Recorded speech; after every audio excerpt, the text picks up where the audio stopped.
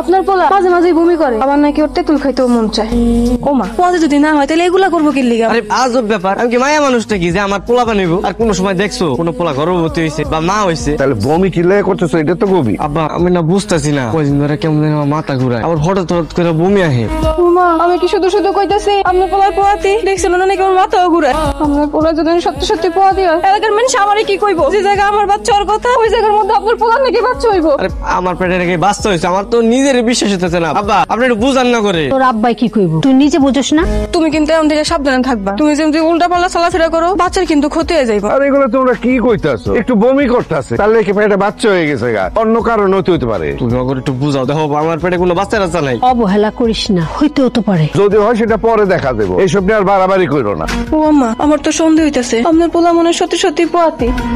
আরে রে, তুমি আবার আসার খাইতেছো না? আম্মা তো কারোটাই কোন আরেকটাই কোন আমি খাবো না, তো আমি আর খাবো না, থাক কারোটাই কোন। এই, তুমি সত্যি করে কও তো, তুমি কার লগে কি করছো? তোমার পেটের মধ্যে বাচ্চা হলো কেমনে? আরে কি আজ তুমি কথা কইতাছো? কাল কি করছি মানে? আমি কইছি না আমি জানি না কি হইছে না হইছে, আমি কিছুই বুঝতে পারতাছি না আমার পেটে কি হইছে, তোমরা কি লাগাইছো? মিথ্যা কথা, আবার মিথ্যা কথা কইতেছো না? কার লগে যদি কিছু নাই করো, পেটের মধ্যে বাচ্চা হইবো কেমনে তোমার? আমি সত্যি কথা কইতেছি, বিশ্বাস করো আমি কিচ্ছু জানি না কি হইছে। আম্মা, আম্মা দেখা যান আপনার পোলা আসার খাইতেছে আবার। কি হইছে? চিল্লাও কেন? আম্মা, আপনার পোলার মতি গতি আমার একদমই সুবিধার মনে হইতেছে না। ওই যে দেখেন, এই যে লুকা লুকা আসার খাইতেছে, দেখেন।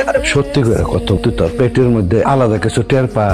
আব্বা মাঝে মাঝে না একটু ব্যথা করে, আবার এই যে একটু বমি বমি লাগে, এর লেগে আশাটা খাই। এটা ছাড়া আমি অন্য কিছু বুঝতে পারতেছি না কি হইছে। আব্বা, আমার মনে হয় কি জানেন, ওরে নিয়ে আমরা কবিরাজের কাছে যাই, কবিরাজ সাহেব এই সম্পর্কে ভালো করতে পারবো। কবিরাজ চাচা আমার একটু ভালো মতো দেখেন না, এই যে আমার বাপ মা বউ ওই মিল্লা কইতেছে আমি নাকি পোয়াতি। পোলা মানুষ কি কখনো পোয়াতি হয়? এখন এরকম কথা আমি আগে কোনোদিন শুনি না। যা করো তো জিব্বাটা বাইর করো। ওর পেটে তো সত্যি সত্যি বাচ্চা। কি আশ্চর্য ব্যাপার, ছেলে মানুষের পেটের মধ্যে বাচ্চা! কি আল্লাহ, বাপ জন্মে তো কোনোদিন আমি দেখি নাই। তার মানে আমার ছেলে সত্যি সত্যি গর্ভবতী? আরে কমসে কম তো 2.5 মাসের বাচ্চা পেটের মধ্যে আছে। আরে ভাই আঙ্গো মান্নানের পেটে বাচ্চা, দোয়া করো। হ্যাঁ, পুরুষ মানুষের পেটে বাচ্চা? পুরুষ মানুষের পেটে বাচ্চা?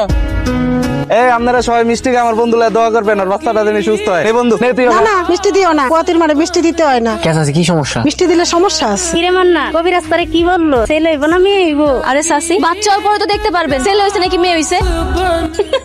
কি ব্যাপার, তুমি এমনি হাসতেছো কেন? আমি না এটা কথা চিন্তা করতেছি, তোমার পেট থেকে যদি বাচ্চা হয়, মা কার ডাকবো? তোমার ডাকবো নাকি আমার ডাকবো? আজব ব্যাপার, আমার বাচ্চা যদি পেট থেকে তাহলে তো আমার এই মা ডাকবে, তাই না?